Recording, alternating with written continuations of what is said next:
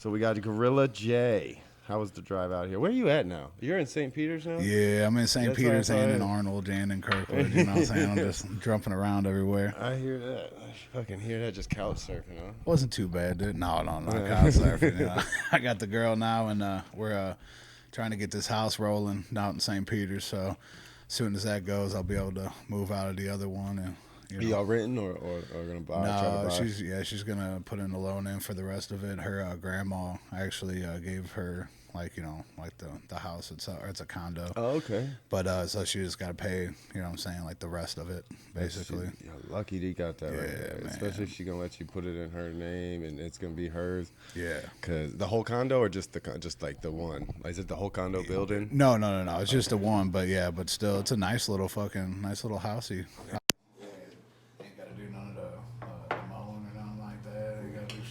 Yeah, that's the way to go. Damn straight. This motherfucker out here, I gotta mow it this weekend, but it's a bitch. Oh, dude, that's beyond a bitch. I'd be paying somebody to do that. Oh, yeah. For one, I don't like. Yeah, I be growing buds back here sometimes. Like last year, I had a few plants and. I had them right up there on that return. I didn't think about that. But I didn't think about it really either until satellite guys, the satellite company that I had, I got rid of them, and they come out here to take the satellite off the roof, and they're on my roof pointing at them and shit, laughing. I'm like, shit. Like, damn, we need to go and get off this roof real quick. And they were big. Like they were like 6-7 footers, fucking blooming in full bloom, couple weeks out. Damn. It was nice. They're like, hey man, you stay up here. I'm gonna jump over here, pick me a few buzz. Yeah, it's a good one. You just see smoke coming off the roof, and I'm like, what are you doing? So what's this keg party you're telling me about? Yeah, man. Yeah, it's gonna be a dope ass show, man. Tomorrow, from 5 to 12, we're gonna be kicking it up in Kirkwood. I guess we better tell who you are. You're one of the leads of Egans. I don't even know how to ever pronounce Egans Rats, man. Yeah, like, are you? But what do you call the band member? Like, is there a lead? Is there a lead vocalist? I mean, I always fuck with Dub and say that I'm the lead singer of the band. You know what I'm saying? Yeah. Everybody says it's a group. I call it a band. I say I'm a lead singer. Got the drummer, got Dub. Now you know what I'm saying. I'm over here lead singer. Y'all are that 3-man man band. That shit's what's up. Yeah, man, it's pretty dope. We've been pulling in people like, you know what I'm saying, on guitar and on bass and stuff like that, but we just keep it to the 3-piece. That's what's up. But where you guys performing? I know Dub did some Sonic Boom, so whoever the fuck, I forget who he said he was. Sonic Candy, man. Sonic Candy. Fuck yeah, they're dope as hell, man, for real. Sonic Candy's killer, man. They got too many fucking people over there on their band, man. They got like a keyboardist, they got the bassist, the guitarist. That's a lot of motherfuckers trying to get to vibe drummer, and get all on the same level. Well, and then the keyboard, I think the keyboardist does like the backup vocals or whatever, or she, does singing too. So I don't know. They're really good though, man, for real. I was been talking to, was supposed to before they came on the last month, before they went to the Red Flag and performed Wadis or Yadis or something like Wadis, a little like reggae kind of. Okay. Like Sublime-ish in a way. Right. A little band out of St. Louis. And I was supposed to meet them. It was some dreadhead guys, so I think we were both get along pretty well. Right. And they sing reggae. And there's one that, when I looked them up, I just found a bunch of skate videos. I was like, all right, these guys are cool. Well, it's reggae, reggae, get a little kick push every once in a while. Yeah.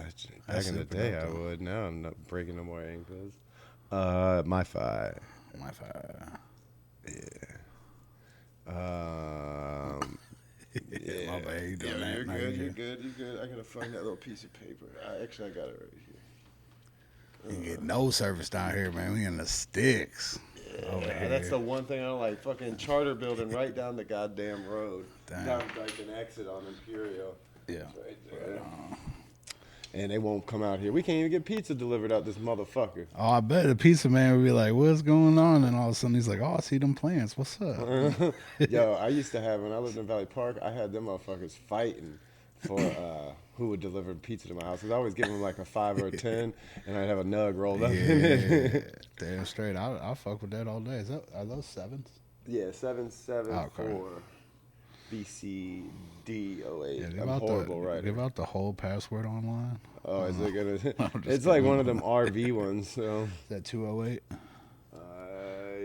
D08. Oh, D08. Wait, is that D? Let me see. I can't read it. Yeah, D08. All right. D08 or DOA. But so you guys got any shows coming up? Yeah, man, we got one tomorrow, man. Actually, we got one tomorrow, and if I can figure it out where it's at here, it's in Kirkwood. I'll tell you that. I got y'all a little spot down there, huh? Yeah, man, it's pretty well. It's actually John Harrington of the Midwest Avengers, which is OG group out of St. Louis. And they're fucking super dope. Obviously, been doing it for fucking over 25 years. And they put on a little, I guess like a little keg party or whatever. And they got the kegs and they got some barbecue and stuff like that. It's 219 Commerce Street, Kirkwood, Missouri. That's what it is. But anyway, it's from 5 to 12. And it's $10 all you can eat and all you can drink, dude. Shit. So, you know what I'm saying? Barbecue, beer, and fucking... Shit. That's I'm what he sure said. there's some bitches out there. He's like, hey man, you wanna play this show? He's like, you're gonna have a bunch of good food, bunch of good beer, and then dude, they got fucking Altazy, Remember Buddha, Jake's Mistake. Got DJ Moses on the ones and twos, man. It's gonna be fucking insane. Is this a house party? Yeah. I think it's a house, but in the basement we're gonna be performing and shit. So it'll be like a little secondary thing, and then outside I guess they'll get it on cracking with the barbecue and whatnot. Shit, I might come just do some comedy for you. No. Hey man, come on down, man. Tell some jokes, whatever, man. But yeah, dude, it's gonna be fucking dope, man. We got that, and then we should have a couple more shows in September.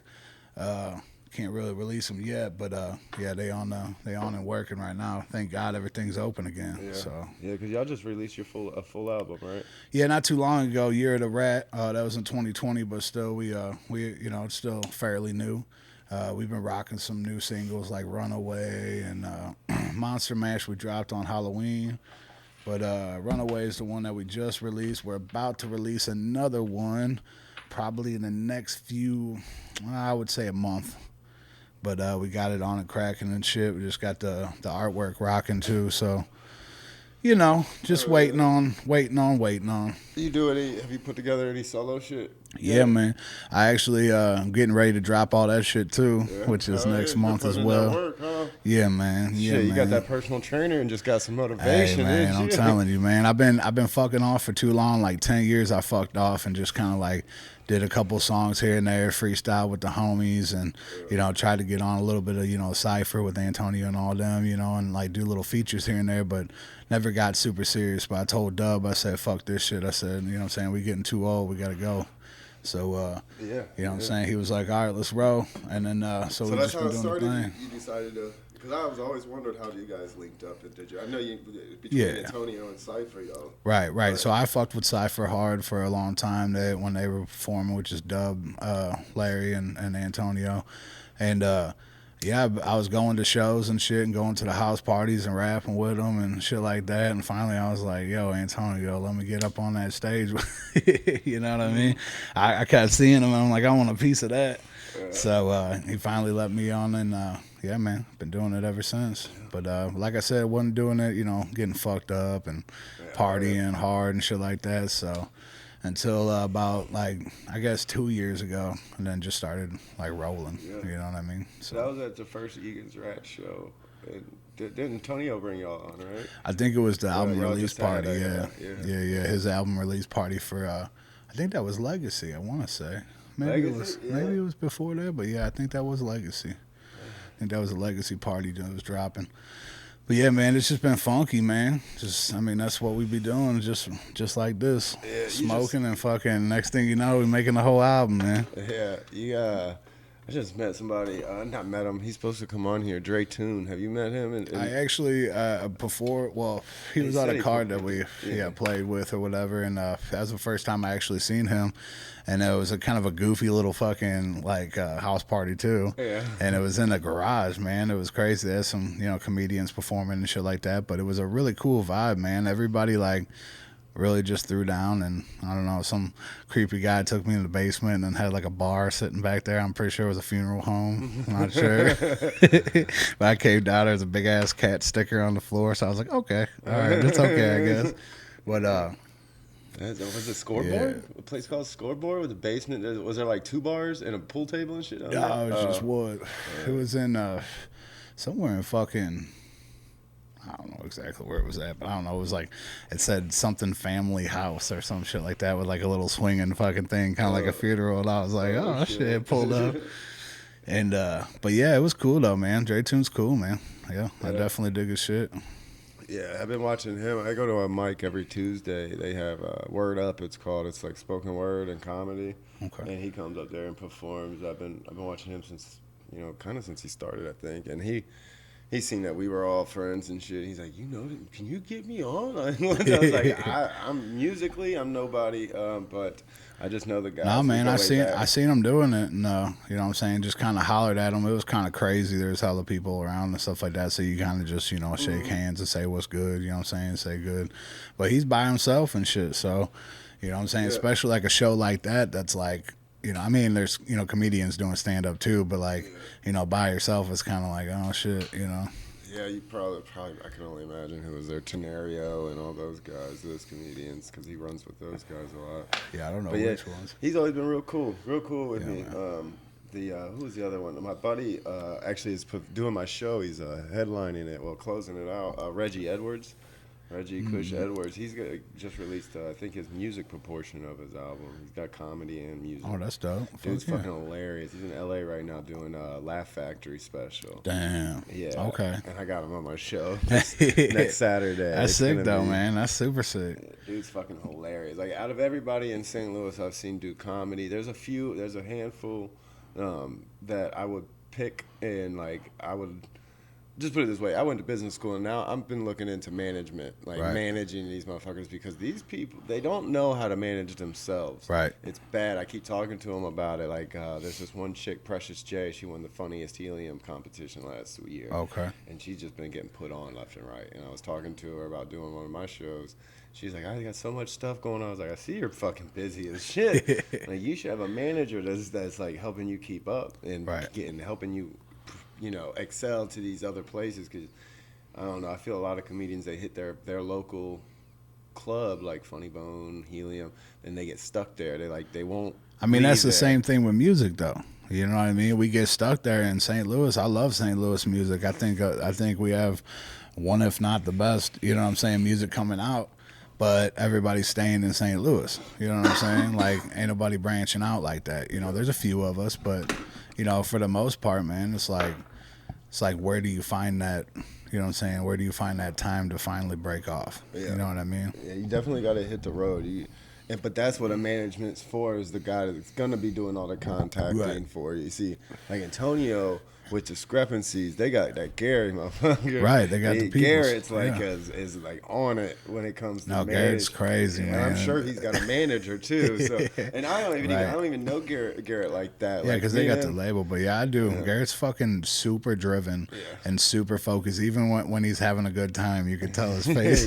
You know what I'm saying? That definitely whatever side. What is that? Left side of your brain more oriented, or it's just all organization. But that's what you need, man. You need somebody to fucking do that for you. And like, I mean, even in our group, you know what I'm saying, I get a little crazy sometimes too. You know what I'm saying? Doug's got to put me in check and shit, because I'm just like, dude, we got to do this, we got to do this, we got to have this out by this time, and it's something like that, because I feel like I've had wasted time. You know what I'm saying? A lot of wasted time. So it's like now it's like I'm 29 years old. I'm ready to go. Yeah, you know what I'm saying? 32 next week, and it's gonna be like. I'm right there with you. I feel like a lot of my, like, especially when I go like Facebook or something and see my friends, I'm looking at them and it feels like I'm like, hey man, we done did that shit. Come on, catch up. Like, get up here. It's time to move on. Like, but also I was the youngest one in my group of friends in a way. I was the DD. I had my little fake ID when I was 19. And I would drive all these guys that were 21, 22, 23 years old all around the beach, up and down the bar and the strip and everything. And so I was doing everything they were doing then. Right. And so now I'm fucking getting ready to be 32, and it's like, done all that. Like, there's other things, and the only other things I can think of doing is performing, for one, is just, Like, I don't know. I'm addicted to it. Oh, it's a straight drug. It's a straight drug, man. Like, I've done a lot of shit in my life. Like, you know what I'm saying? Drugs-wise, fucking drinking-wise, whatever the fuck. Just having a fucking crazy time. And that's one of the things that's gotten me off of anything else. Yeah. Because if I have a couple shows in a row, then I'm sober as a judge. You know what I'm saying? I mean, obviously I'm smoking and shit, but like, other than that, like, I'm sober as a judge. I'm focused. I'm fucking ready to go. You know what I mean? So that's definitely... Ooh. Yeah, no, and that's what I try to tell like shows. new people. Like I hang out with a lot of the newer guys, and I'm pretty nice because the comedy scene. I'm sure you deal with it really bad in the music industry. I've seen Antonio deal with it firsthand, but his egos and the cliques. My God, it's insane. The prima donna egos, especially nowadays with everybody being so young. That's in the game as well. All of them, you know, you say something wrong in a rhyme, it's over. It's like you're just pushed to the wayside kind of thing, you know. So you got to kind of watch what you say now. Yeah, they don't even think about the cancel culture on that end of things too. Like comedy. Like, I got this job here. I was like, we had to go through like a week-long orientation with like a human resource lady, and she's cool and everything. But I had told her when I left when I was finally sent off to do my job, it was like, oh, we'll be seeing each other again. Like, is this a 3-strike rule place here or something? Because man, my mouth, and as far as calling shit when I see shit, it's gonna get me in trouble. And things I say as a comedian, I was like, I'm a comic, and I'm definitely more on the edge as far as I'm gonna say some shit. Like my first time, I had one of my buddies that's another comedian. I had his old lady pissed off at me for a long time over my very first fucking mic. Right. Over an abortion joke or something? No, a joke. It was a joke. My fucking pops actually helped me write. My stepdad, which is black, you know. Yeah. It was basically about black people not having good credit. It was like my mom said she was gonna leave my dad. I was surprised. I asked why. She's like, he lied to me and went behind my back and got a bunch of loans. Credit loans out without me knowing, and he. I was like, well, I didn't believe her because, well, I am fucked up. Like, they done seized my tax check, like fucking $1,700 or whatever. Damn. All the and they're wanting to, just tax back. Oh, just tax back. Oh, yeah. On top, and then they, what else they take? They're trying to talk about getting ready to garnish my wages. I was like, that's right here is how you create domestic terrorism. Are y'all reading the book the handbook to this shit? Like shit. You're going to hit a motherfucker that ain't never filed for unemployment or any kind of government or state assistance ever, has been working since he was 15 years old, and put an end to the system, and sit there, give you all the evidence, and you just try to fuck them over like this? They really think they deserve $14,000 of my money because they made a mistake and I didn't file an appeal soon enough. So now I owe them for. How the fuck does that work? Joe, man. Because you're useless. That's why I don't even fuck with that shit, man. I just stay away the fuck out of that. I can't do nothing about it. Yeah, no, I know, but I'm saying. So it's if they don't let me, then I'm taking a small. I'm doing bankruptcy. I'll write that shit off. I'll go buy me a brand new car. Pull that 50 cent. You know what I'm saying? Fucking buy me a brand new car so I can write that into the house and the other shit. And I'll file bankruptcy, get all my. I've been looking for a reason to get rid of all this debt. I'm about to take on a lot more before I do it too. State of Missouri. What you got? You got deep pockets over there, man. I'm telling you. Motherfuckers they piss me off. Anyway, how did we get on court? Oh, Jason. Yeah, motherfuckers in court now. I got my own court shit. Motherfuckers on. I can't stand it. I haven't been arrested and dealt with court shit in so long. Like last time, I guess that one time when I first moved back here, and the cop said I assaulted him I said I threatened his life on the phone when I was filing a complaint against him and shit. So, but I got him on. I had the whole videotape of it, dumbass, and he lied. And it was right around that Mike Brown shit. So they were already having a bunch of negative shit in the news, and they were like, "Let's just." Checking all the tapes. They dropped it. They motherfuckers gave me my bail money back. I ain't never been given bail money back, even when I was they hit me with the not guilty. I was like, all right, I'll take that all day long. Right. But anyway, yeah. So that motherfucker kept causing our video fucking up. God damn it. It's like I'm supposed to worry about a motherfucker looking at life in prison. No. Whoa. Got dark, like real quick. Shit, he's looking for, man, you need to get off this podcast and go I was help gonna say him. you can't talk that dark with like the rainbow fucking proper right in the middle. Yo, they got that good herb though. Damn straight. I haven't seen much better. I've gotten one from the dispensary like since I've gone there many a times out in Illinois, and I've gotten one from them that was actually worth it. And the proper, I haven't even got. I've had two of their strains. I had some of their runts and some of their PC8, which are two of their top strains, and it's just like. It was like it's the quality. I see it firsthand. I'm picking through it. I'm breaking it up. I'm looking for any mold or any bud rot or anything like that. Right. So I'm seeing it and I'm like, damn. I was working on a joke on it. Like I was like, there's gonna become some kind of labor laws. You know, when you tell somebody you work in the weed industry, you work for a cannabis cultivation facility, not like the dispensary. You automatically imagine a bunch of me sitting in a circle in Indian style, passing dubs around, trimming up a bunch of pot, right? Straight up. That's not it at all. They put us in lab coats and shit, right? Right. They take a bunch of us stoners. They got cameras everywhere, and the Rock Hill police fucking have access to watch them at any time, so you never know when you're being watched. Right. And then they put us all in lab coats and fucking hair nets, and they put us all in a room, and they bring some of the best weed in the world. They put it in front of us, and they're like, you can smell it and touch it and make it look even prettier. Yeah. But don't you fucking smoke any of it. Don't Don't you even think about it, bitch. And it's like, damn. Sit there and look at it all day. See, that's the pipe dream. Whenever you go into the job, you're like, oh, it's all good, and then you look in front of it, and you're like, damn, I gotta look at it the whole time.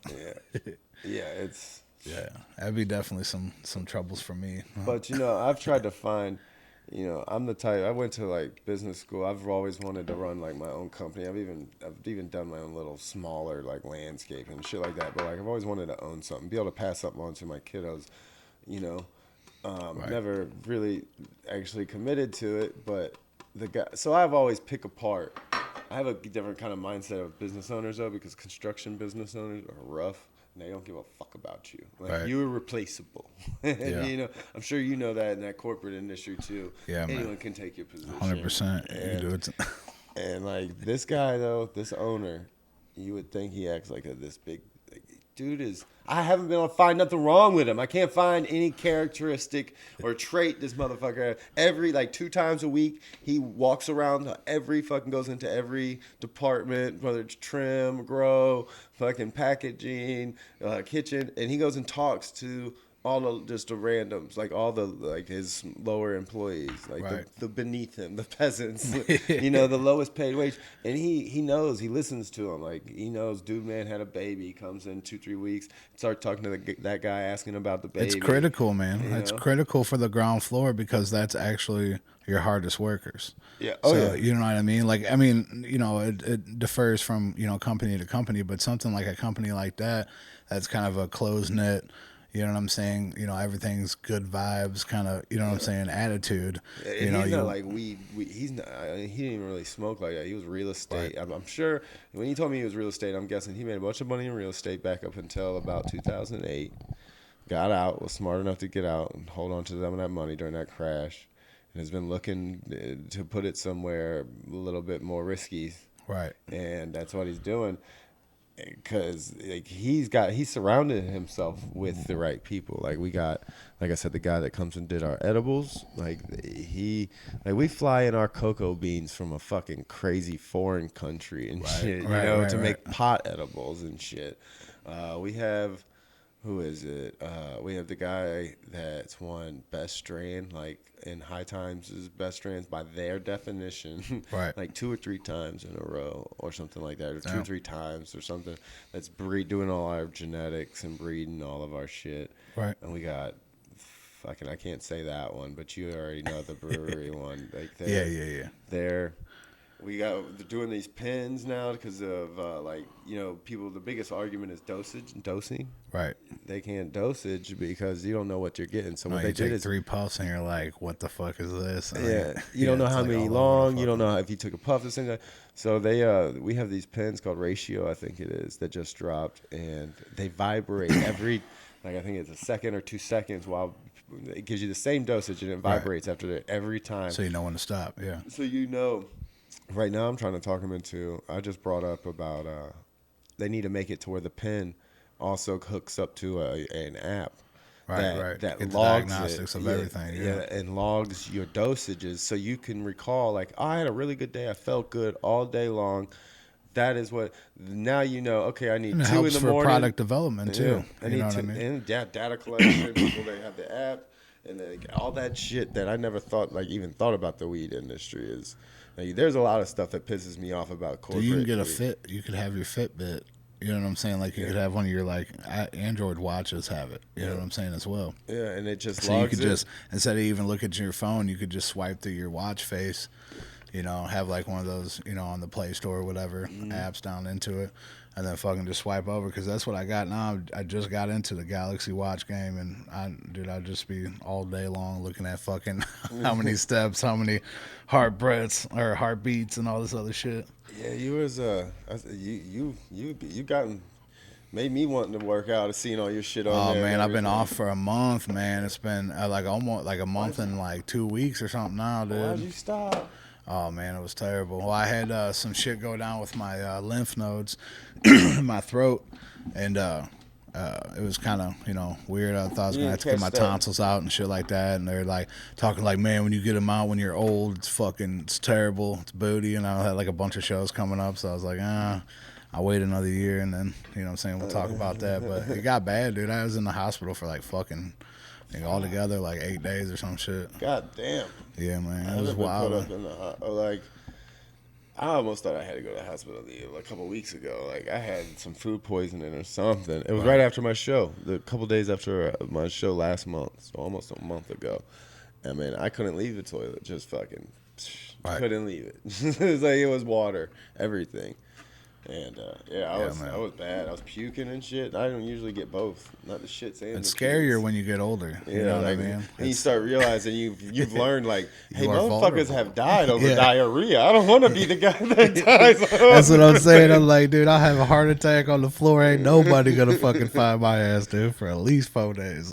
Yeah, but especially since I got this job and I'm not doing carpentry no more.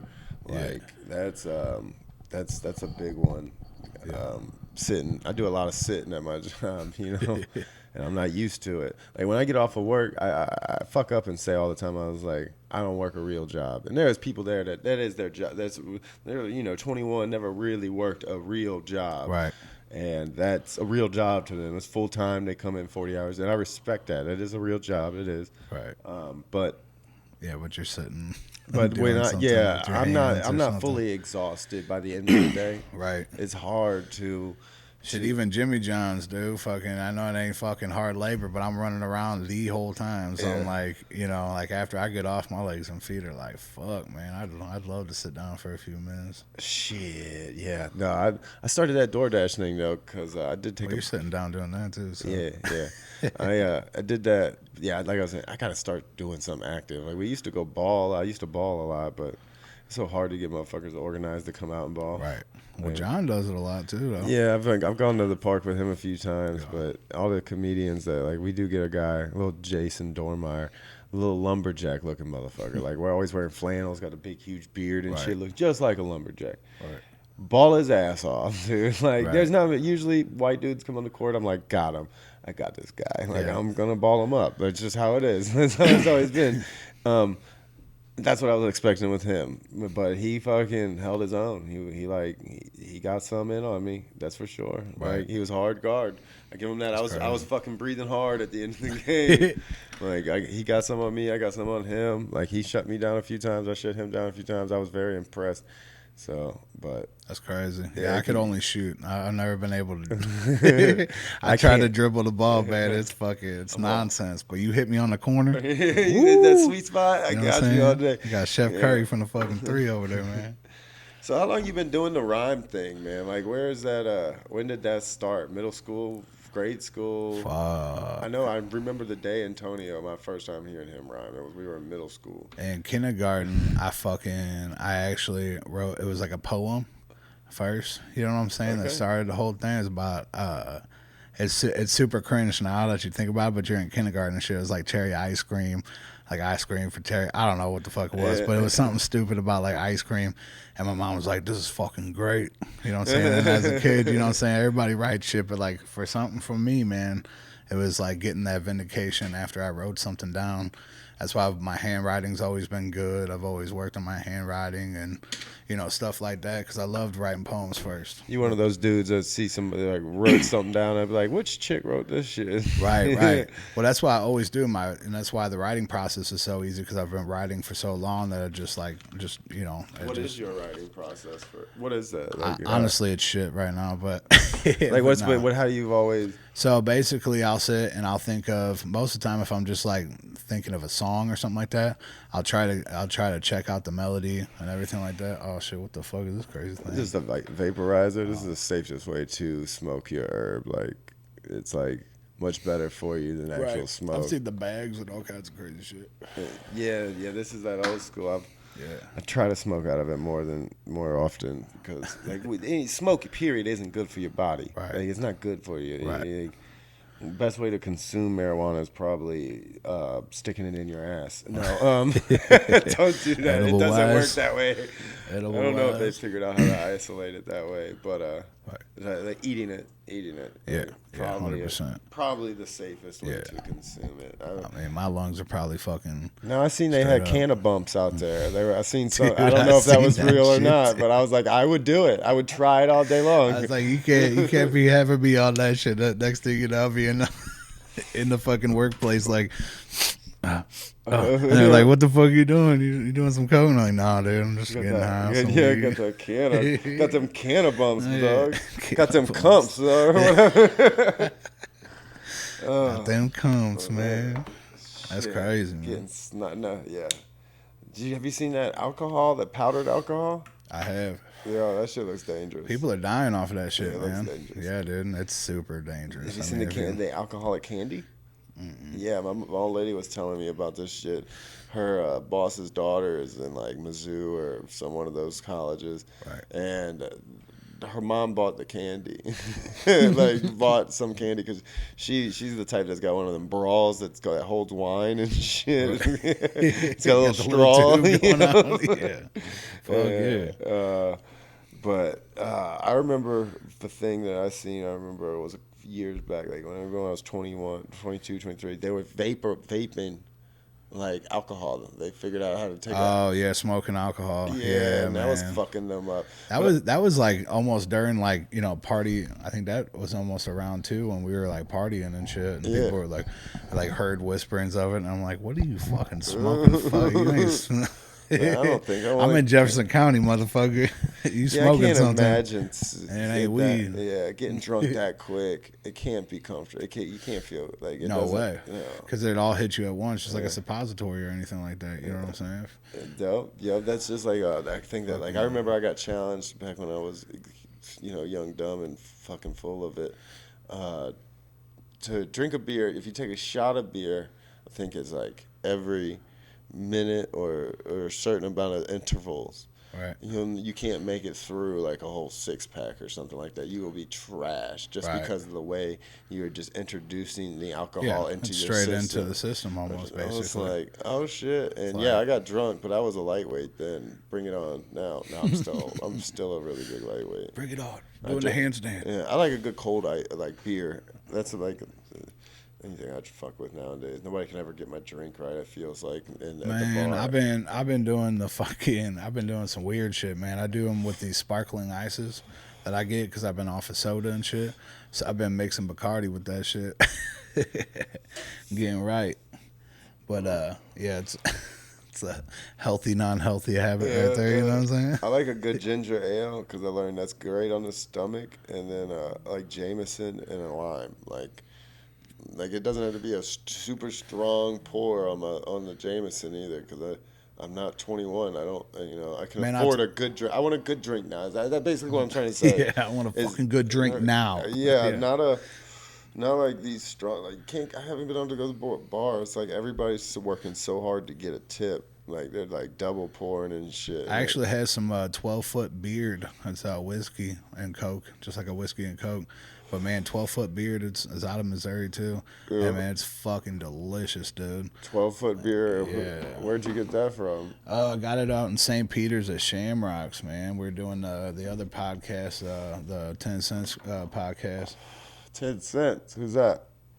So that's Jeff Nichols and Jen Nichols. They are, they're together, obviously, but they're dope as hell, man. You want to talk about somebody in the like music community that like just helps? You know what I'm saying? Like, dude, for the longest, they just promoted other people's shit and like put like their, Shane, you know what I'm saying? almost? Like Shane, yeah. I mean, that's a great, you know what I'm saying? Another person that helps in the community. Oh yeah, fuck you, Shane. I'm just kidding. No. Not like podcast wise. He's friends with fucking Greg Allman's son. Oh, Devin yeah? Allman, isn't it? Yeah, Devin Allman and the Honey Tribe or something like that. Honeybee Tribe Greg Shane. Allman was my first concert, the Allman Brothers Band, and like that's me and my dad's shit. Like anytime me and him hang out and like have a drink or two. That's my first podcast. Was the Rock Paper podcast? I'm pretty sure. I think that was my very first one too. Damn straight, that shit was dope. You can move that up. You can that's good. That's good. I'll be fucking with it like that the whole time. I'm getting ready since I've been doing that DoorDash shit. I've been stacking up extra cash. All this is about to get because I want to do It's a nice little setup though, man. Yeah, but see, what I want to do is with this corner over here. Yeah. I want to be able to. I'm gonna move all that out and build a little stage in the corner. I'm thinking maybe knock this wall out. Okay. And build a little stage, and I want to get the shit for all my musicians and shit to come on and do acoustic sets like Sugar Shack sessions and shit like that. To where they come on and perform a couple of their pieces. I sit down. Ryan Chaney, I don't know if you know Fivefold or even his solo shit. Ryan Chaney is an incredible fucking artist, man. But he's been doing his acoustic stuff like solo wise for a little bit. I think Fivefold's actually back now, which is fucking super dope. Like basically one of my favorite bands. And but yeah, he does acoustic shit too. Just reminded me of that shit. You know what I'm saying? Yeah, because I've had a bunch of people get booked, and I don't know if I'm going to be able to book him if he's going to want to book on here, but I've reached out. I've had, a couple bigger names in comedy, but Guy Torrey, I don't know if you're familiar. Sounds familiar. There's Joe and Guy Torrey. They're brothers that were comedians and actors. Very, very, like in the... definitely in the black entertainment, like movies. And, sounds familiar as fuck. Yeah, he's done some shit. I've trying to get him to come on the podcast. I emailed him a long time ago, and he emailed me back recently, and I haven't really sat down and really put together anything of what I want, how I was going to professionally put it together. But I want to have a better setup. I want to gonna get that new Mac Mini that was like it's like $800, and it's got the new chips that are like M1s. Yeah, $800, and it does like what these $10,000 machines are doing. Really? So, okay. Like there's finally a computer out there that I can do all the editing shit I want. Yeah, I need a new computer myself, man, because I mix mix anyway and record. You know what I'm saying, at my crib too. Yeah. But I always got to outsource it for mastering and stuff like that. So I've been trying to get together a thing, but I'm still working on the laptop, man. So yeah, see, I was looking at all that. Like, I was looking at that in this Mac Mini. It's this little box. So it's you can throw it in your bag and you hook it up to anything with HDMI. And you will not find a more powerful computer for that price. They got one that's 8 gigabyte RAM and they got one that's 16 gigabyte RAM. If you're going to be doing a bunch of shit like I know you are, might as well just spend the extra $200 because one's like you can get them for like $650, and the other ones you can get for like $750, $800. You get brand new one, $800, and they're badass. Like they're competing against. I don't know if you know much about the whole computers things and their chips, and like they got the Intel chips is what Macs have been running on for a long time. Well, Apple has finally released their own chips, these M1s, and they're blowing shit out of the water. These guys are testing these M1s basic computers. It's like I said, $699 brand new, and they're putting it up, running the test, like how you can run diagnostic tests on computers right next to their fucking Mac Pro that they have that's like a $10,000 upgraded machine, and the only thing that it lags on is as far as like editing, maybe 8K shit. Like if you're trying to run that full power with a bunch of other shit in the background, it's faster. And you see some of these reaction videos on YouTube of it, and these motherfuckers are like getting. You can hear they're getting a little pissed. Like, what the fuck? I just bought this computer, you know, and I could have got this. So. Because that's what I've been looking at, and I'm going to get 3 cameras set up because the other cameras I had bought when I originally wanted to do this, where it looked like shit. And then I went to the store to talk to the dude, and he had seen I just got the new iPhone, and he's like, dude, that thing right there. A lot of people have been saying that the phone or the video quality off the iPhone is better than most of these fucking cameras. You know what I'm saying? These cameras that you're paying out there. Once he figured out what I wanted to do, because he's like, you're not moving around. There's going to be no motion. Like, you're not going to be anything like that. I'm like, no, it's just going to be sitting on a tripod, like in stationary. And there's going to be no moving, no zooming in, none of that. Like the only other thing is going to be switching between the 3 cameras. So now I found the Black Magic switcher, which like, you can be on the news, and the news can go from each like anchor and everything, different cameras. They make this little machine now. It's the Black Magic. Fucking forget what it is, what the actual name, but it's a switcher, and you can so I can be sitting here talking. Just hit the button and you're switch. Okay, got you. And I can control it from right here, or somebody else that I have running it. Like Joe Rogan's got that Jamie guy that's always in the background. Right. That's what he's using. And then the Zoom. I've got the audio already. I mean, I've got the SM58s. I got this guy. I got another SM58. I got 2 more. I think Rockville's over there. I bought a whole. This dude on Facebook was selling like a whole kit, because he just, I guess, bought it and used it once, couldn't figure it out, couldn't figure out I couldn't either. I couldn't figure out how to use it. I sold the audio interface, but I kept the mic. It came with like 4 mics or 3 mics, stand, audio interface, headphones, fucking everything I really needed. But I had already had everything from because I need to just go ahead and throw Antonio like fucking couple $100, because this is all like the stands and that mic, and this is his. But he's like, I mean, I use it a lot for our podcast. I wanted to do more podcasts with him.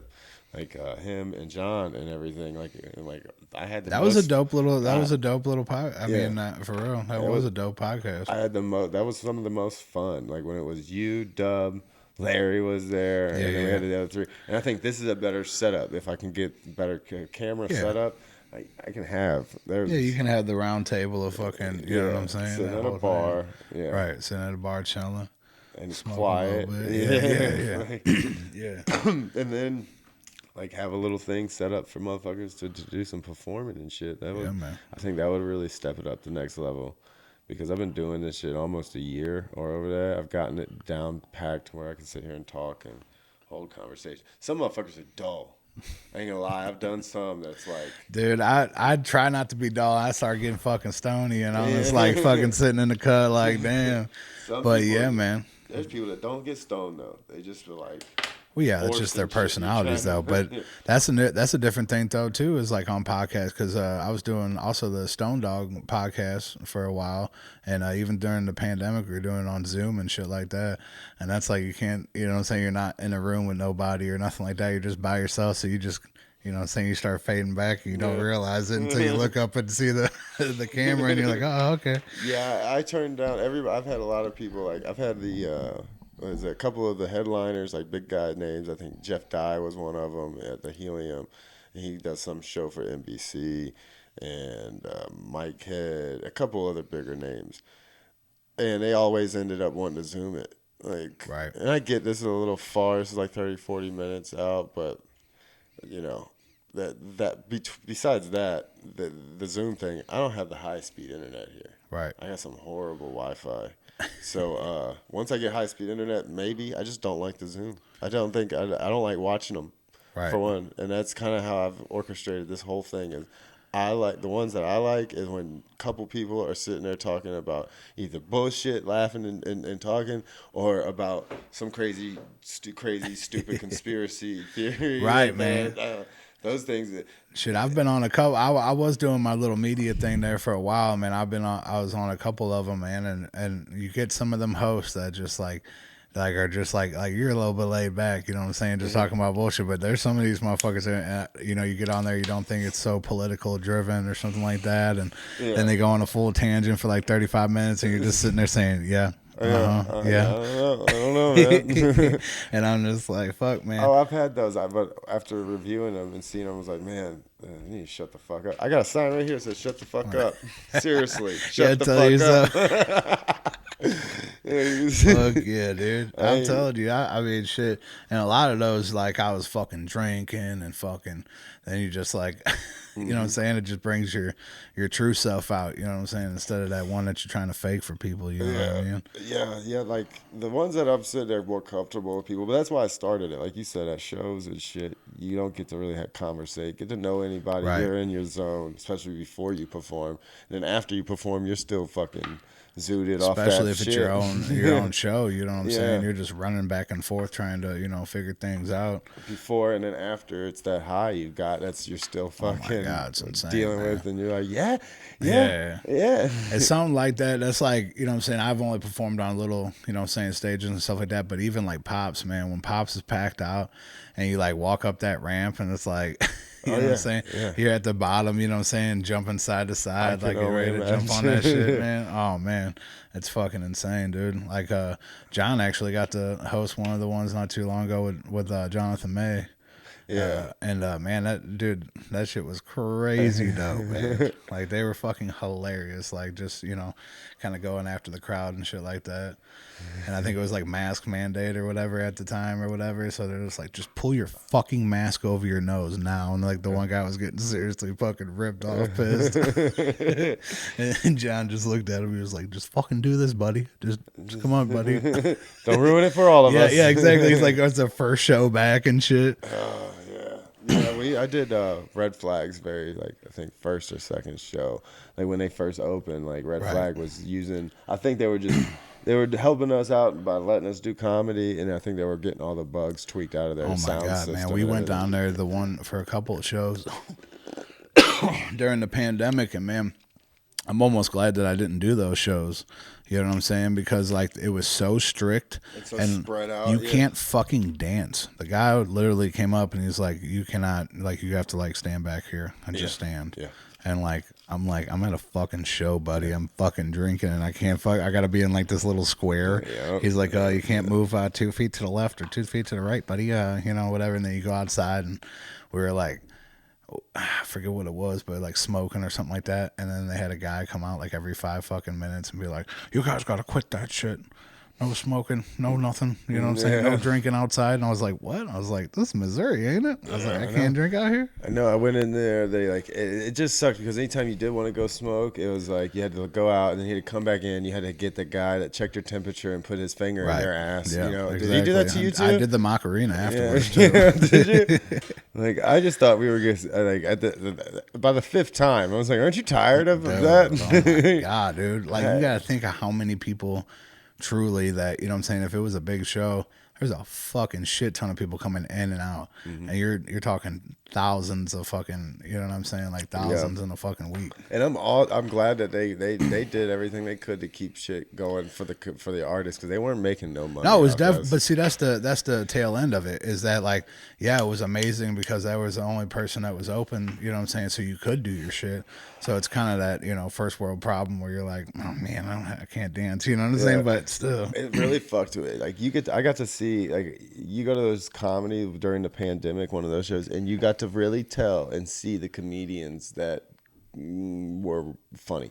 I wasn't one of them. I didn't bomb. I just didn't. Like, I wasn't there yet, but like the guy that's performing at my show next weekend, Reggie, he had that. Somebody was like, he said out loud, "This motherfucker is killing me." Like, and we are all spread out. It's really hard. I understand it's hard to do comedy because like comedy shows. That's a scary thing though, to bomb. You know what I'm saying? Like just the fact of bombing. Like, even if I bomb on stage, I can, kind of get past it real quick because it's like a fast paced kind of moving, there's lots of, things going on. But like on stand up, like some of those times, dude, it gets real quiet, like real fucking quiet. So you dig yourself. A lot of comedians do that. They'll dig themselves in, does that tunnel, and then they dig themselves out, like they pull themselves out of it. And it's but it being so, if you go to any comedy club, place built for comedy, go to Funny Bone, something like that, you see there's very low ceilings, not much higher than these, very compact. There's a lot of the tables and everything are centered right there at the front of the stage. And people feed because they use that. Now, unless you're doing like a Kevin Hart, Dave Chappelle, like arenas, it's a little different than the smaller clubs. That's a whole nother. But that's the thing with me is that I've always had that. Like some people get like a little bit more, anxiety when it's like a big crowd. But I get more anxiety when it's a small crowd. Yeah. Like this house party tomorrow, I'm like, dude, I've done so many shows and I'm like, fuck, man. Do you think that it's because you got to get more personal with you? 100%. It's going to be a more personal 100%. Show even afterwards. You can't just like dip out the back and be like, well, that too. Yeah. but you literally that's shows like I did a warehouse show for Gaslight. Back it was like I don't even remember, a couple months back or whatever, right? Or last year. And we did that show, and it was like a big ass like classic rock band that was like fronting the show, and then like a country band, and then like, so we were the only hip hop like group. So like there was all these like 40, 50, 60-year-old people that are like standing around looking for like fucking Willie, like Willie Nelson, and then fucking, like fucking Slayer or something, those just rock guys. So when we started kicking our shit and just to see like the faces on people, they're like, what the fuck? Yeah. Oh, and then some of them were like, fucking humbug about it. But then some people were like, oh shit, we like rap. Yeah. You know what I'm saying? Like, the rap coming to the country now. Them boys, they got fucking subs in the trucks, Right. Now they do. They bumping beats on their fucking main songs, the now top 40 country songs. But it's that like 40 above, like, or like even like Hank William motherfuckers. Them motherfuckers. I mean, I grew up like that, So they want that Hank Jr. Yeah, man, I grew up with that with my dad. But so that's the kind of thing. Is kind of how I know how to, like scan a room a little bit too. Is like if it's like a country artist or a rock artist or something like that, how you meet them, and stuff reading the room's a big one. I didn't even think about it for musicians. I just never even thought about that. I know with comedy, that's probably 20% of you being able to read the crowd and play all of it. That's like that's my weekly bomb because since this year started, since I hit a year. Pretty much go one day, one open mic a week is me pretty much just trying all crowd work, no material, just crowd work. It's a pretty bad bomb.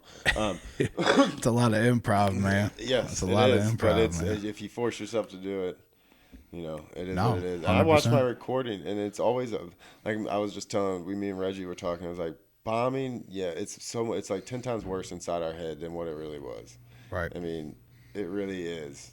Much worse in your head. But if you think like crowd work and stuff like that, like that's like even like when we have freestyle things, that's why we got the most out of, or what I got the most out of is like when I was in those circles and I was hearing different people around me do their different, things. So then if I'm like, oh, he likes that, and I see the crowd like that, then I'm like, okay, I'm gonna rap like that. I'm gonna structure my rhyme a little bit more like that instead of if he's going fast, if he's chopping, then I'm gonna do that. So that's kind of the same kind of basis as well. You just got to get good at that freestyling, straight improv. That's like Dub, man. Dub loves to do that. He'll be like, hey, give me 4 words. Or give me fucking, you know what I'm saying? Like, that shit's crazy. That game back at the bus stop all the time. And like, I remember that game. We had it bad. The beat, there's a lot of fucking guys on the beach that try to rap.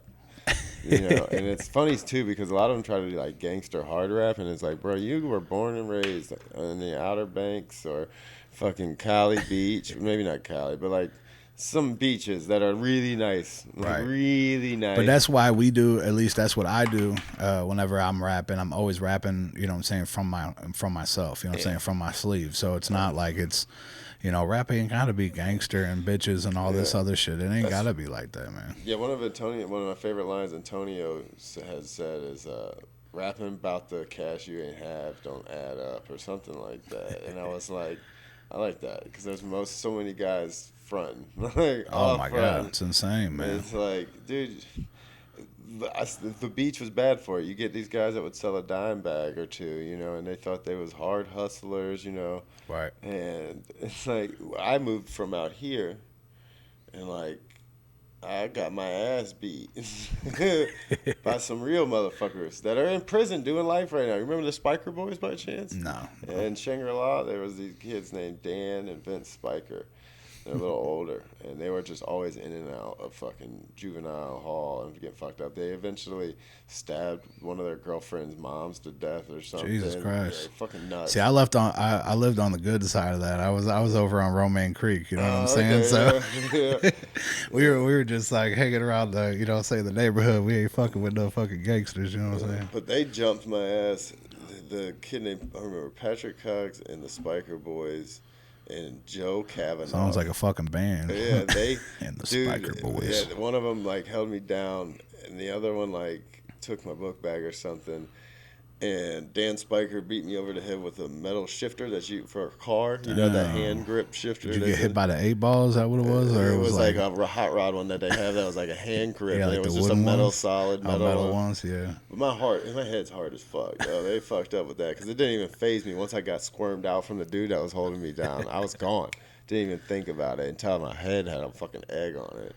And dude, that's it was like my first. It was my second ass beat. My first one was out in Ocean View in Virginia. It was a little kid, like little kid. Right. I fucked around and was trying to make friends and come up and seen these kids my age. I was like trying to get them to come play football or something. And I started asking them questions. Like, why are you asking so many questions? Like.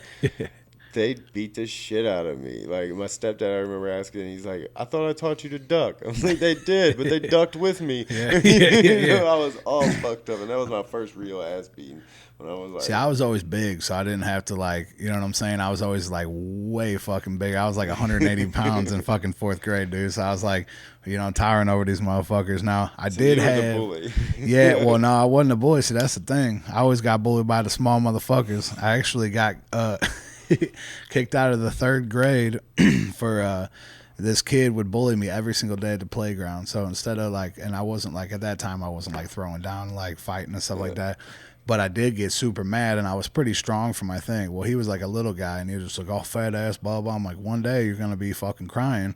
And fucking we go into the bathroom, and he's like talking shit, and he like came at me. And when he came at me, I just like basically football, like got underneath him. And when I picked him up, I just so happened to put him up against the bathroom stall. What, hung him on the fucking back of the fucking stall. So the fucking, you know how they swing back and forth? Well, I guess it swung closed, so he's inside the fucking stall. You'd think he put his fucking foot on there, but I guess it's 3rd grade, you know, he couldn't, whatever. But yeah, so I got kicked out, and it wasn't even because I hung him on the fucking thing. It was because I told him I was going to kill him afterwards. I said, if you get down, I'm going to kill you. And he just fucking... Apparently somebody found him in the bathroom and crying and shit. Yo, the teachers was laughing their asses Dude, off after work. They're like, yo, this little motherfucker hung. Yeah. I swear, bro. I didn't think he was going to stay on there for hellas. They but were scared of you, dude. But I guess he stood on there for like a good portion of time because fucking I went back to class. You went to Fox, yeah, right? I went to Fox in 8th grade. Yeah. So from 8th grade on. Dude, do you remember they duct taped Brandon Christie up? Dude, No, they duct taped this kid, the little sounds Brandon familiar, Christie, though. too. He was like a tiny little kid. Me and him were always real cool. To the fucking choir pole. I think I heard about And he that. was like, there it is. Yeah, me coming up. Uh, Cause see, that's how I mean, that's whenever I came over from 7th grade to 8th grade, that's how I started meeting everybody that was older. You know what I'm saying? So I've always ran with people that were at least 3 years older than me. You know, John, Maddie, and all them. And how old are you? yeah, man, I'm 29. Oh shit, that's Yeah. right. Yeah, you said that. So I was the youngin. Yeah. Now I'm just the median. You know what I'm saying? You're just an adult. Once you, I think after 23, it's like you ain't shit. Like, ain't Yeah, no. shit. No, ain't nothing special now. You got, I think it's 25, and your insurance goes down. Yeah. But I don't Yeah. remember anything from 25 to 28. So Yeah, I kind of lived my 20s as in like the what's it called? Like they say, if you can remember the 60s, you weren't there. Right, you right. weren't there, man. Like that's. well, Kinda, fuck, the 2000s were fucked up for me. So Hey, I remember when I first came back here. Dub came and picked me up and took me over to Zach no, to John Maddie's house. John picked me up. Yeah. And we met up with Dub, and we went to John's house. And this was when Miguelia was on, like, partying hard. And this motherfucker had a whole mirror running around the house. I had just, like, 2 weeks prior gotten out of the fucking jail and was looking at prison. It's like, hey. Yeah, and I was like, oh, shit. What's fucking crazy is now he's like so fucking like he's like so against everything now. So it's like, I mean, which is good. Yeah. But it's just so fucking funny. Is it you said, just coming out with a full beard. Now he's like, if you even think of something, he's like, you better not be fucking doing that. Yeah, no, he's tightened everything. He owned a house before all of us, motherfucker. Ain't that some crazy shit? Yeah, like me and Jules, like 4 years back, you wouldn't have thought either of us would. Yeah, like I did it. They rented that house for a long time though, didn't they? The first one that they got? That one that they're in, because I remember going to a party there years ago when I first. Oh, that was my buddy Denny's house. Yeah. So he stayed. Yeah, he rented it at it. Yeah, yeah. Like he rented a room there for a while, and then he bought it out. Yeah. Mm-hmm. It could be something nice, but there's a lot of work It's a that cool needs little, to be done. it's a cool little pad though, man. For real, for what it is. I mean, and like the actual fucking like It's some weird property. I don't know what the property lines are, but the way they got the tree set up is it's a super little weird. It is super weird, and there's a big ass hole in the middle of the fucking thing from the pool. But and it rained its ass off there for John. You were there? Did you see all the water, or did you get there a little late? Didn't you? What at the John's diaper party? Yeah, were you there when it was raining its ass off and all that water was just pouring in? Oh, that always does that. See, in my room's right as soon as you come into the thing. It's right there to the right. And I'm sure you've probably seen it. But I got there's a leak right in the fucking corner. So it's like I have to have the trash can there. If the trash can there, it's all bad. Cause like, dude, I'm telling you, like a quarter or a half a fucking trash can filled up with that water, dude. Yeah, no, it's bad. Like, man, I had to go over there and help that motherfucker because he didn't even have a hammer to get the nails out of his baseboards to put the new one on. I came over there, dropped off a nail gun, compressor nails, everything. I gotta go pick it up too. I've been too busy, but. He didn't have a nail. So the next day I put my tool belts in the car, but the party was already going by the time I got over there. That's the thing you think about though, man, is like if you don't, you know what I'm saying, regularly do all that shit and then you own a house and all of a sudden and then you're like, oh fuck, I got so much to do. Yeah. Like, you know what I'm saying? Like even when I was, you know what I'm saying, I still live there, but like, you know, just doing this and that, we didn't really done anything, but like just the little things, you're like, oh yeah, I accomplished that. Oh yeah, I accomplished that. You know what I'm saying? Like, he needs to. I don't think he believes me or knows my skill level of carpentry of what like I come built. On over there, man. I'm still there. He's got man. to have the shit to cover. That sounds like we're gonna do some ripping out. There's gonna be some drywall, some fucking some roofing, some shingling that's gonna have to come off, right? Some sheeting. And there's some new that's going to have to go on immediately. Right. Like in Missouri, don't fuck around with the weather out here. No, not at all. Yeah. Especially with where they're at and their ordinances and everything. Yeah. Like there's fucking Arnold ordinances for every goddamn thing in the world. And the reason that wall does that is because there's no corrugated pipe that's running it out that's got it exhausting now. It's like, man, you can't. You need to dig up. There's got to be fucking insulation put in. There's got to be fucking. It needs to be. Well, the height of it, yes, there should be. That motherfucker stays hot.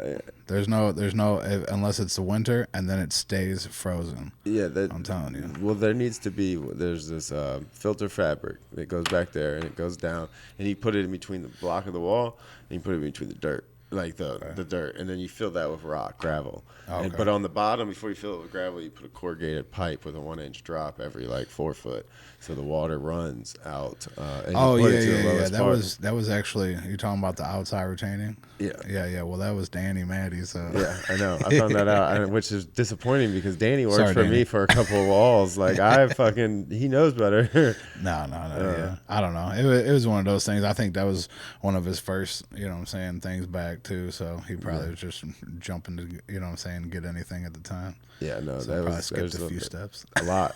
Caps weren't even on that wall. I don't know who cheaped out on the caps. What the fuck you doing, Danny? Yeah, man. I'm gonna have to go over there and fix your shit still. He's a hardworking kid, though, man. Dude. And always shows up with a smile on his face. Mm-hmm. Like, he worked for me and Mike Giannino's little company he had years ago, and I had him running a mow crew. Motherfucker can mow his ass off, and he's just happy, and he's a hard worker all the time. Every time. There's no switch up on that. Yeah. That's something, you know what I'm saying, especially now where everybody's trying to find workers. and stuff like that. It's hard to do because like even at my job is like a fucking restaurant. You know what I'm saying? Like whatever. I think I could probably pull 40 if I really wanted to right now. If I gave up this job that I took such a pay cut for, right. The emails I'm getting off of Indeed from fucking contractors right now is like I've had like my top right now is like $35, $36 just starting. Damn, like, that's crazy. And I've gotten to the point now I can read prints, I can run a crew, I can supervise crews.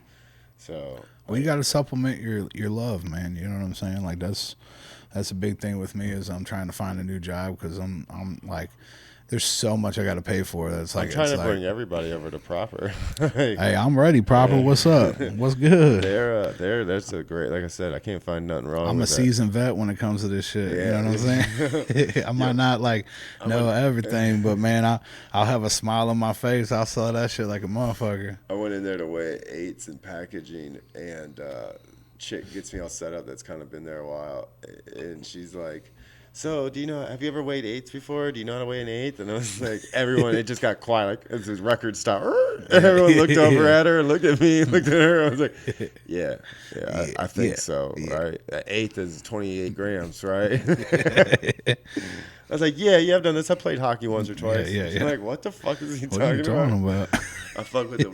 We got a couple of them, those, what do they call them? Woke, like liberal, like they were like... They're canceled. I think they're canceled. They're Democrat, super Democrat, like all over Biden, Fauci, and all that dick. And I remember one day, me and this one dude, I was just in one of those moods, and me and the guy that I get my herb from, actually, we got hired together. And I'm joking with these guys. I hear him talking about Fauci and all that. I was like, man, I just can't trust him, I'm just starting to fuck with him, trying to just kind of push back a little bit to see how I can get him. And I get them all worked up. And then we go on to this little 15-minute break that we get. And I was like, watch this. Now when they come back, I'm going to talk about all the amazing things he's done for, They're completely switched on it. And they were just looking at each other like, what the fuck is he talking about now? I had them hot there for a minute to where they wanted to leave. They asked to go to the kitchen department and shit. And no, we're cool now. I've told them, I was like, I was just fucking like, just poking the fire, just poking at the bear, man. And that's fucking awesome. I get the rooms like that sometimes. Though I get them all talking because something to get brought up that's political, and I do follow politics. I don't have a side. I don't preach too often about this shit because I think both of them are wrong. Now, you want to get into the discussion, yeah, that's fine, but I'm going to win every time. You're never going to change my mind that our politicians today aren't all corrupt criminal war criminals. Like there been for a long time, all the time. What side it's on, they are bombing little motherfuckers everywhere. Damn straight. Like, greasing them pockets, man. Greasing them wallets. I've seen some shit though recently. I was looking at this, like, I forget what the channel is called, something economics, but how if we don't bomb, man, we just shut down, like we became a peaceful place, it would cripple our economy. Right. Like because we've outsourced. We've seen with COVID and everything, like the manufacturing, how the vaccine stuff that we needed, the syringe stuff that we needed, it all was being made in China. We've given up all the little stuff because we don't care about the little crumbs, as they would consider the government trade-wise as far as manufacturing. They care about the big times. Like we sell $100 million fucking jets and missiles by the ton. They're selling $100 goddamn billion jets. That's what we sell. That's all they care about, and that's what fucked us. Yeah. Like we don't make none of our own shit anymore. Yeah. And Missouri is one of the big states that got fucked up. Like the only person I followed with that politics shit there for a little while, and then he sold out was Andrew Yang, the little Asian dude, wanted to give everybody $1,000. Yeah. But the most important thing he wanted to do that I followed him for was he wanted to teach real financial implement from day one, like from kindergarten to high school. Real financial education, like how to make money, how to use money to make money, and like real finance, what the like markets real life, are, like real life fucking shit instead of like fucking the shit real that you're markets. Not even gonna be. Yeah, it's like nobody's going to college anymore. Yeah, I dropped out after like 2 years because I wanted to go to Wall Street. I wanted to learn and be that. That's the only way I've seen like getting wealthy. Right. And that's what I kind of wanted at that time when I got to pick. So I studied economics and civics, and like second year in, teacher asked me what I was even doing. Coming to he's like, you need to go to Wall Street and get onto some fucking like internship or work for Right. somebody and have money. You need money and go down there.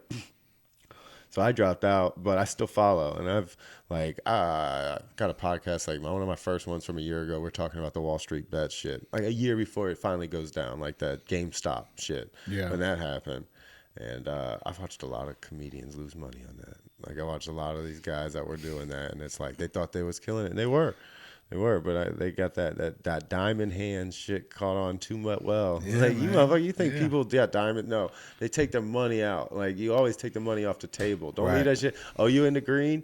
You were planning on it to go how Bye. high? Yeah, Bye. like pull out. Yeah, bye. You can continue. I always take I do it by tenths sometimes, depending on how big my shares are. Let's say I buy 100 shares or something. I always have a plan. My big thing is plan your trade your plan. I'm expecting it to do this because of when I'm looking at the charts and when I'm reading off of the reports, everything that's going on. I'm expecting it to go up $1. I bought 100 shares of this $10 stock. So what I'll do is if it gets to, if it goes up 50 cents, or not even 50 cents, if it goes up 10 cents, I sell in 10 shares. It goes up another 10 cents, I'm selling 10 shares. It goes up another 10 cents, I'm taking money off the profit off the table the whole time. And then once it goes down the backside, I'm going to sell at the top. If I can sell 10 and it goes higher than $1, and I'll take the last like 10 shares and then I'll play and gamble at the top. I've made all my money. I've made profit. Right, and then afterwards, yeah. And then I'll try to make money on the backside. Like I'll try to guess the bottom of where it's gonna bounce and rebound and everything.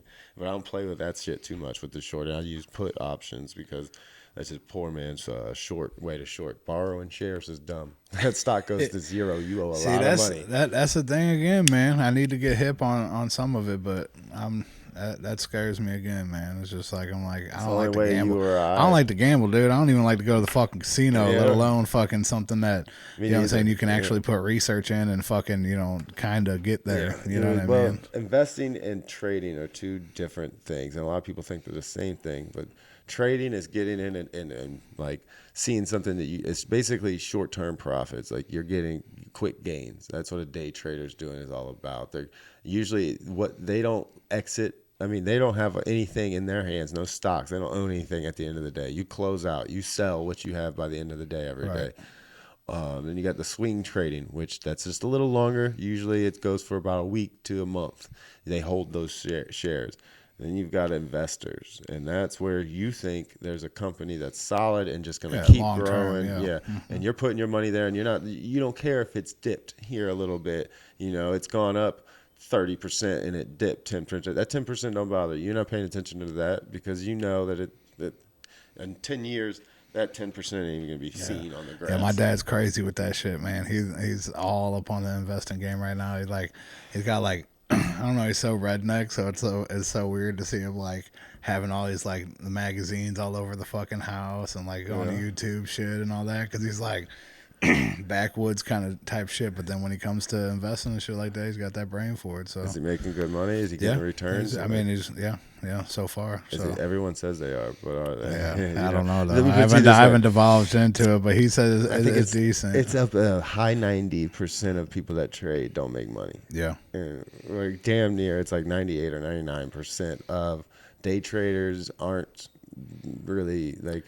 I mean it's like it's a neighborhood thing though too for him. You know what I'm saying? It's more of word of mouth. You know what I'm saying? Kind of hey, put this in there. So I mean Yeah, well. My best stock. The best thing I keep my eye on is Jules's. My wife's dad. He told me one. And it's Q is the name of it. Q it's an ETF, a power and energy resource ETF, and it just stays going up. When I got into it, it was like 90. It's now like 200-300. But crypto, that's when I feel like gambling. I'm crypto in it. I'm crypto all day. Like I'll make some money off that. Like I had Dogecoin because when Robinhood came out like 2-3 years ago, I was on the Robinhood shit and all the free ones a long time ago. I got YouTube videos with links in it to where I get free shares if you download it. Oh, that's dope. Yeah, and so what I would do with those when we get free shares, Jules got a Berkshire Hathaway, which is Warren Buffett's company. Yeah, and it was worth like $200. So I sold that. Lost a little bit of money, and what was I had left over that I didn't lose, and like basically cash out, I put all towards Dogecoin. Before anybody was talking about this, was 2-3 years ago when you could first do it. Before the memes came out. Yeah, and when crypto first hit the Robinhood, and it's just been in there. It was like, I think like $30 of worth of it turned it into like almost $1,000. That's fucking insane. And I didn't even know from us. Like, it was much higher. It was much higher because I wasn't even paying attention to no Dogecoin at that point in time. Forgot that it was even in there or nothing. Yeah, all I was doing was I was just, anytime I had extra funds, I throw it into Bitcoin because I have a feeling Bitcoin's going to go off. It did hit hard. It went from 69, almost 70 to fucking 30s. I think it's at right now. Still in the 30s and struggling, but it needed a cool off. But the analysis are still saying, which the analysis are always wrong, but you see a lot of banks and a lot of people jumping in. A lot of the big boys on Wall Street, hedge funds and shit, getting into them, and it's kind of crazy. But yeah, it's crazy. Actually, the owner of that house, fucking my buddy Denny, fucking was like, man, he was sharing it every 5 fucking seconds, man. It was all over his fucking Facebook and everything like that. But he made fat ass money apparently from it. So he paid big money off of Zach. yeah. It's good. I don't even know what this is worth right now. Like the Zestimate and everything like that. That's always wrong. But this basement, finished basement, which is like another 1,100 square foot, isn't included as we have it right now because we don't. You can get taxed on that, so the less square footage is, right. So once we go to sell it, I'll have this added into it. The garage is now insulated and has electricity in it when we bought it. Nice. And property value's gone up. And we've recently, when we moved in the first year, we got switched from some horrible school district to Fox, and Fox is a much better school district for here, so it made our shit jump up quite a bit too. So I'm thinking we're up there from. My wife won't let me because she knows when I hear you're up, we could sell this bitch for you can make maybe 150 grand off of it. I'd be like, sold. Well, that's the thing with that condo shit, man. Especially we're in a private community, you know what I'm saying? There's like waiting lists and shit for it. So like that's why I tell you, it's a win-win, situation. Yeah. Because I mean they're going for fucking I don't even know what the whole shot is on the condo, but it's like 50 or something like that. So it's like you do that and turn around and they're at 180 right now. Yeah. Some of those are at 180. Yeah, and right like now, fucking like you can wait to them and like they said they've gotten higher as 220 for the fucking. Do you pay attention to much news or media? Like, do I you follow any of any podcasters or like that talk about anything? Have you heard anything about what's going on in real estate right now? No, I heard it was shit, but no, it's amazing. Oh, is it amazing? If you're a Is seller, if you're a buyer, it's horrible. That's why that's you guys having the deal you have. The reason it is because right now we have the two biggest firms out there, BlackRock and Vanguard, which own the world. They own everything. They own the majority of everything. If you just follow the money all the way back, it always goes to them. They are paying fucking 20, 30, 40, 50% over asking price without even looking at the house. And they're turning basically us into a renter's nation. Like, they're wanting to make renters. And even the people that are making all the money off the houses selling them, they're now realizing they can't find a place to get in. They had to pay off the rest of the mortgage, whatever they had owed on that house. So they only, $200,000. They had to pay $100,000 off. So they get $100 grand. They're not finding nothing for $100 grand because anything that's $100 grand is getting paid $150 grand cash offers from these big guys. And it's just making it so hard. And these banks won't let it go. They don't have to let it go. These are assets that are just going to appreciate. Right. And we all know that those big firms like that, they don't let shit go. Like, your wealthy people don't buy and trade stock. Even when the markets are crashing. Warren Buffett didn't sell Coca-Cola. Like Warren Buffett said, if he would have sold Coke when it crashed last time, there wouldn't be Coke. Right. It would have destroyed millions or hundreds of thousands of jobs would be gone. Yeah. Like these people have pieces of the world.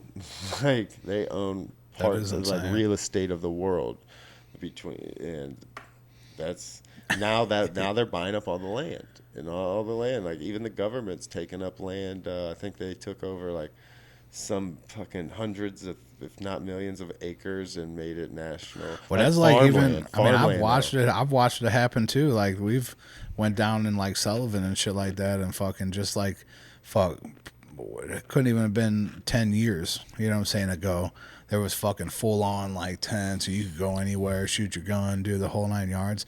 Now all you see is conservation. All you see is, you know what I'm saying, purple fucking, you know what I'm saying, paint out on the fucking shit. And you're like, dude, I used to go piss over there. I can't, you know what I'm saying? If I go piss over there, now it's a fucking, you know, whole thing. You know what I'm saying? I don't know if the park ranger's going to come get me or fucking, you know, anything like that. And it's insane, honestly. And like they're building big ass houses back there and shit. It's like kind of, I mean, it's not so much like this, you know what I'm saying, road coming up, but it's it's one of those big ones right up here. If you exit out in the winter, you can only see it in the winter, but it's up on the hill in the back in the woods, and it's just fucking like it's a fucking monster. 2-story fucking just ginormous fucking like 6-7 room fucking house, like right up from the trailers. Like we'd all like, you know what I'm saying, they'd have like drag trailers back in the on the gravel road. You know what I'm saying, throw a trailer down, and that's the, you know, the fancy spot. You know, the double lot kind of fucking places down there. And now they got fucking literally like right across from there. It looks silly as fuck because there's like tents and fucking you know, like campers and shit, and then there's a fucking $300,000, $400,000 house. It's like what they're doing in not so much, but like Kirkwood, they're doing they're tearing down all the older, smaller houses, and they're throwing these huge houses on it. It takes up like, and they got these little itty bitty yards and shit. Yeah. You know what else they're doing in Kirkwood? They're doing a keg party at fucking. Oh yeah, shit, that's crazy. Tomorrow. That shit's tomorrow, bro. All you can fucking eat and drink for $10. Damn.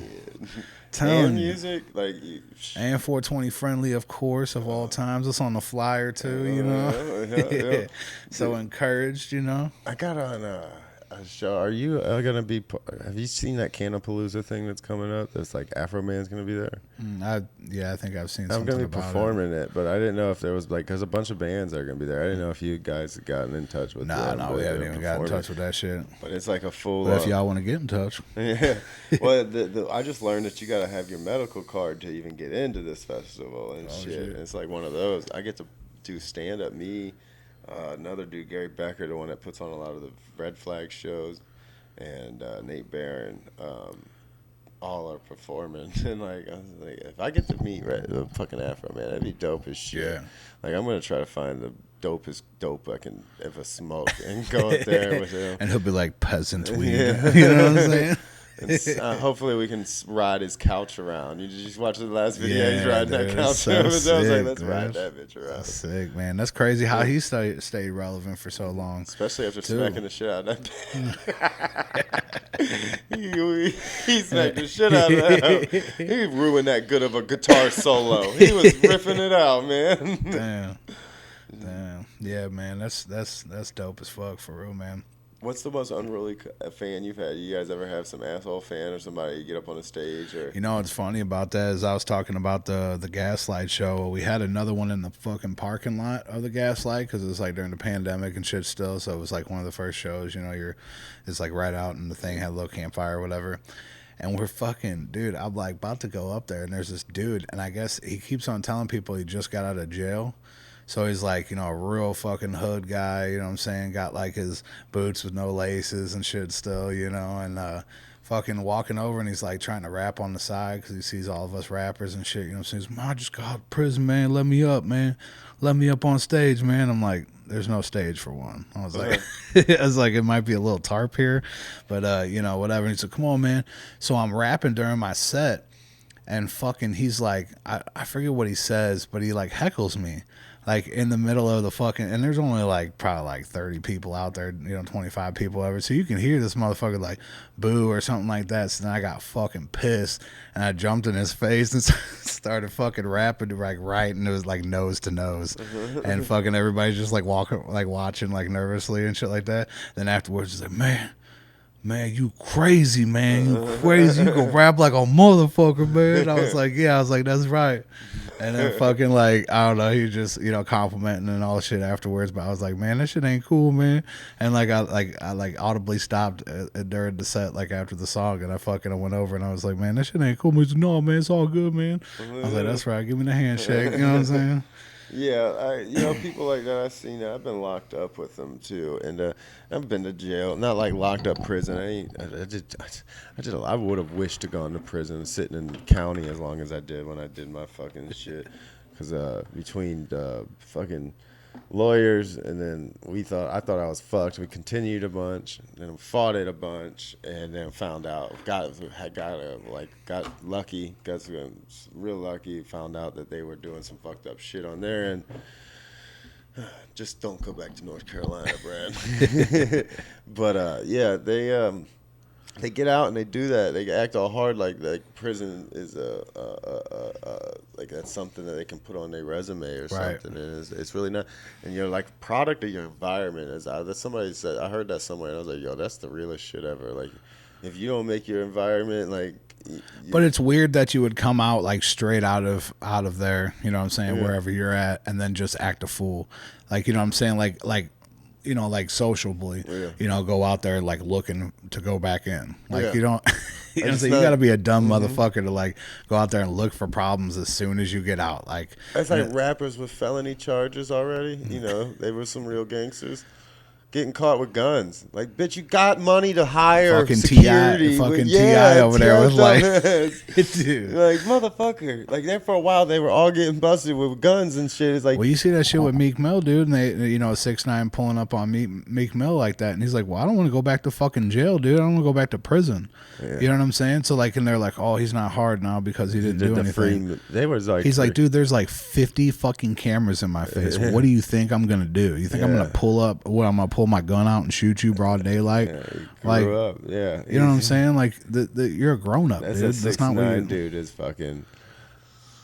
Yeah, man. He's a snitch, ain't he? He's definitely a snitch. So I cannot believe that he's still alive. For one, that's pretty amazing that somebody comes out live on it and like shows everybody that how much of a snitch he is, and then he's still walking around. So he's probably in all the witness protection kind of thing going on. Yeah, I was reading or watched something. I heard he was spending like 6 figures, like yearly or something, on just like upper 6 figures, closer to 7 on security. Yeah. Like, well, you got to think like you always have to like you're spending a lot of fucking money on security if you're a celebrity already. So you're thinking at least 100 to 150,000 a year just on the security factor. Because I think I watched like there was like a top 10 of that, like Justin Bieber's got one, the Rock's got one, you know what I'm saying? Like thinking that just shows you how crazy the fucking world is.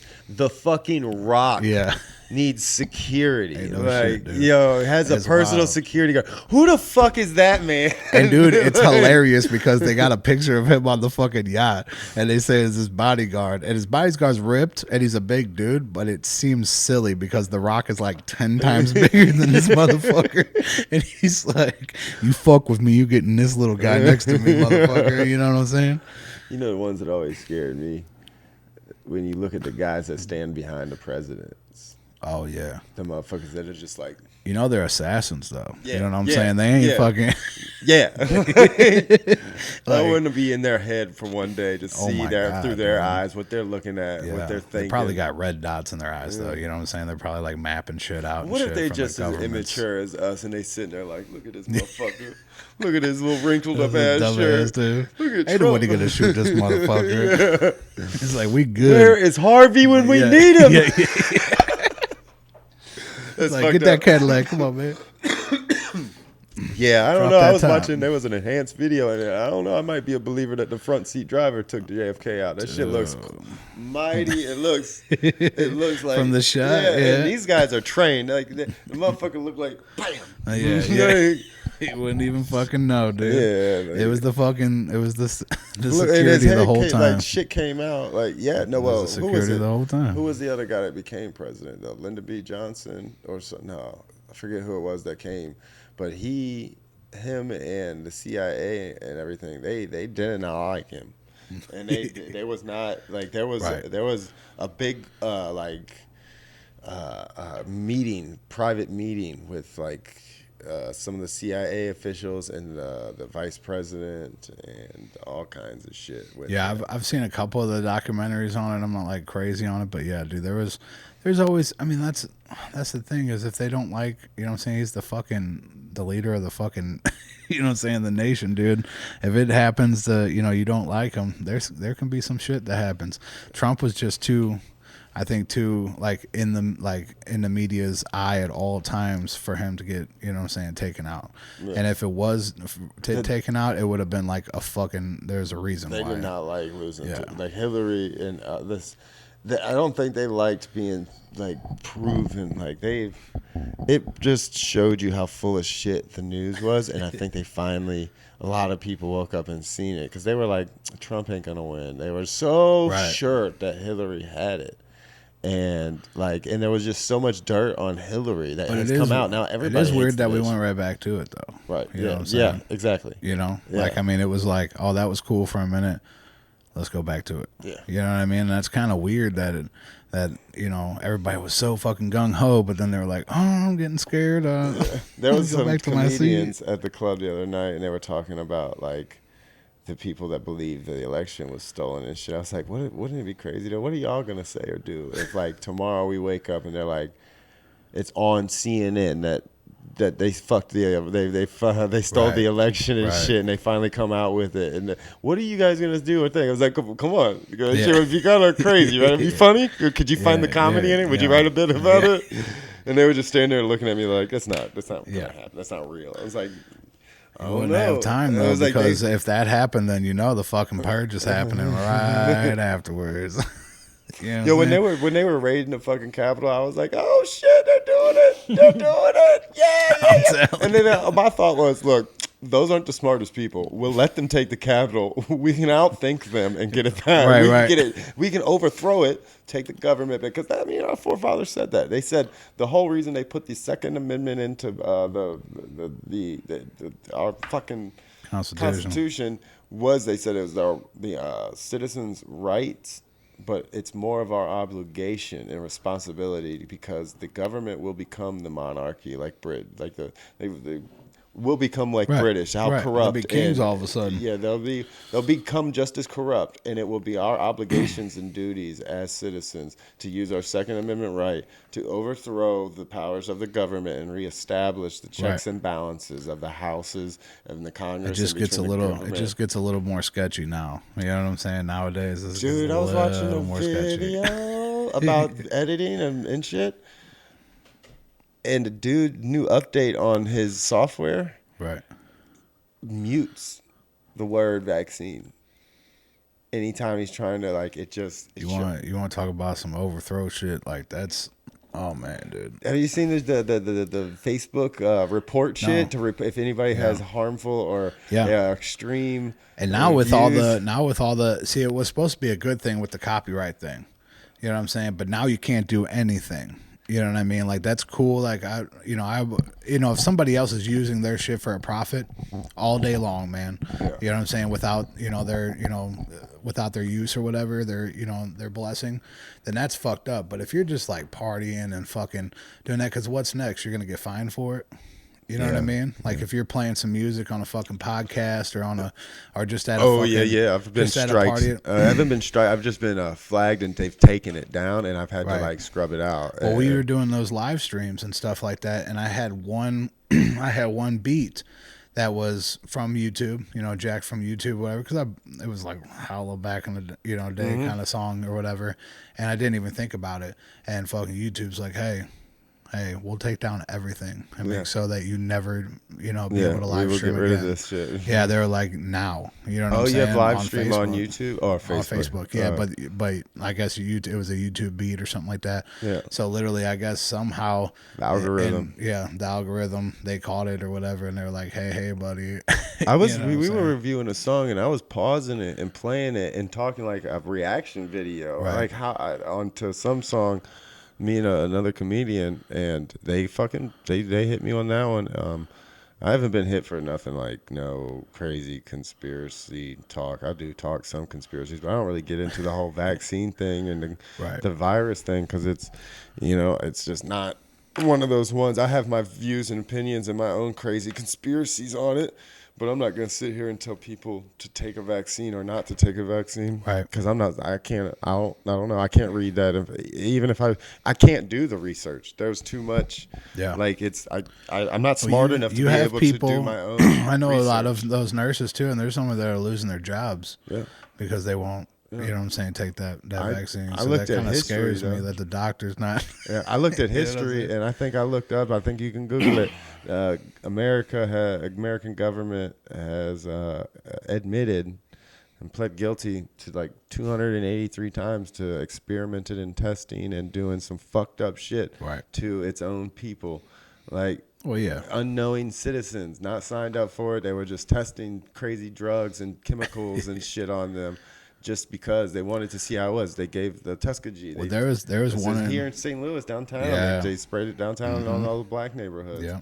And they shot a bunch of people up with syphilis, saying it was a vaccine.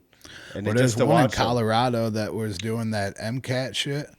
That I don't know if you heard of that, but it's from like the gnat plant in Africa. It's like some shit that they pretty much did almost like Coke, you know, like a cocoa plant. You know, they extract it the same way or whatever. Well, they were using it for the military for an antidepressant. Like I think fucking like, you know what I'm saying? We're talking like early 1900s, you know what I'm saying, before that. And just so happened some kids in Colorado, whatever, got mixed up with it to start doing experiments again. And they brought it over here. And they were like, hey, try this out. It's cool. It's an antidepressant from fucking, you know, the military used to use it. Everybody's, you know, feels great on it. You know, it's kind of like a roll. Well, it turns out and then that like kind of coupled a couple times and that turned into bath salts. So, well, it's not the same thing. It wasn't the same thing, but that's what it started out as, is that gnat plant, you know, shit. And then they just mix it. And then next thing you know, people are eating each other's face off and shit like that. Yeah. But they said that they did a ton of experiments on like military and stuff like that because, you know, it was either meth or fucking, you know, something to keep you going, you know, and a mood suppressant or whatever. The Germans were already using, they had theirs was amphetamines. They had different forms of amphetamines and pills form. Hitler had multiple different versions, and like he had different kinds, like how people have different weeds. Yeah, he had different kinds of meth. If he wanted to be up and more like, that's like his. But this was the same thing. It was like almost like a meth high. You know what I'm saying? Yeah. I've never done meth, but just, you know what I'm saying. That's what they call it. Yeah, I've done Adderall. I've done meth. I've done Adderall. It's the same thing. Yeah. Oh, okay. The only thing is meth heads.